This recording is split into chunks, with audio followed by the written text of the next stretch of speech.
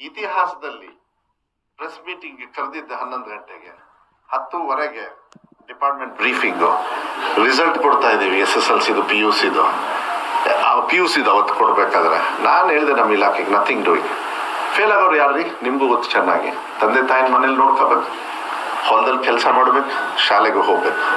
ಯಾಕಂದ್ರೆ ಹೊಲದಲ್ಲಿ ಮಾಡಲಿಲ್ಲ ಅವ್ರು ಹೊಟ್ಟೆಗೆ ಬರಲ್ಲ. ಜೀವನಕ್ಕೆ ಬೇಕು ಶಾಲೆ. ಎಲ್ಲರೂ 50-50 ಮಾಡಿದ್ರೆ 3 ದಿವಸ ಮಾತ್ರ ಸಾಧ್ಯ. ಆ ಮಗು ಹೆಂಗೆ ಪಾಸ್ ಆಗಕ್ಕೆ ಸ್ಟಾರ್ಟ್ ಆಗುತ್ತೆ? ಅಷ್ಟು ಈಸಿಯಾಗಿ ಪಾಸ್ ಆಗ್ಬಿಡ್ತಾರ? ಅಂಥವ್ರೆ ಸಿಗಾಕೊಳ್ಳೋದು.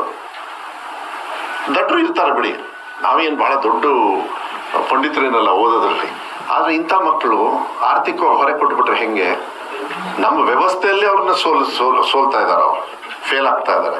ನಾವೇ ಕಾರಣ ಅದು. ಹಾಗಾದ್ರೆ ಯಾರು ಸಹಾಯ ಮಾಡಬೇಕು? ನಾವು ತಾನೇ ಮಾಡಬೇಕು. ಆ ಸ್ಪಾಟಲ್ಲಿ ಕೋಟ್ಯಾಂತರ ರೂಪಾಯಿನ ನನ್ನ ಫೀಸೇ ಕಲೆಕ್ಟ್ ಮಾಡಲಿಲ್ಲ. ಇದನ್ನ ವಿರೋಧ ಪಕ್ಷದವರು ಟೀಕಾ ಟಿಪ್ಪಣಿ ಮಾಡಬೇಕು. ದಮ್ಮು ತಾಕತ್ತು ಇದೆಯಾ ಕೇಳಿ ಅವರಿಗೆ. ನೀವು ಅಧಿಕಾರದಲ್ಲಿದ್ದಾಗ ನೀವು ಮಾಡಿದ್ರ? ನಿಮ್ಮ 3.5 ಅವಧಿಯಲ್ಲಿ ನೀವು ಟೀಚರ್ಸ್ ರಿಕ್ರೂಟ್ಮೆಂಟ್ ಮಾಡಿದ್ರ? ನಾನು ಬರೀ 11 ತಿಂಗಳಲ್ಲೇ 13,000 ಟೀಚರ್ಸ್ ತಗೊಂಡಿದ್ದೆ. ಜಸ್ಟಿಸ್ ನಾಗಮೋಹನ್ ದಾಸ್ ಅವರು ಇಲ್ಲಿ ಬಂದಿದ್ದು ನಮ್ಮ ಶಿವಮೊಗ್ಗಕ್ಕೆ.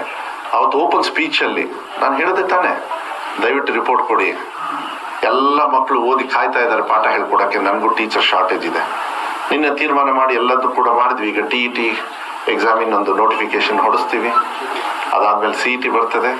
ಆದಷ್ಟು ಬೇಗ ಮಕ್ಕಳು ಏನು 18,000 ಟೀಚರ್ಸ್ನ ರಿಕ್ರೂಟ್ಮೆಂಟ್ ತಗೊಳ್ತಕ್ಕಂಥ ಪ್ರೋಸೆಸ್ ಸ್ಟಾರ್ಟ್ ಮಾಡ್ತೀನಿ. ಎಲ್ಲ ಇಲಾಖೆಯವರು ಸ್ಟಾರ್ಟ್ ಮಾಡಿದ್ದಾರೆ.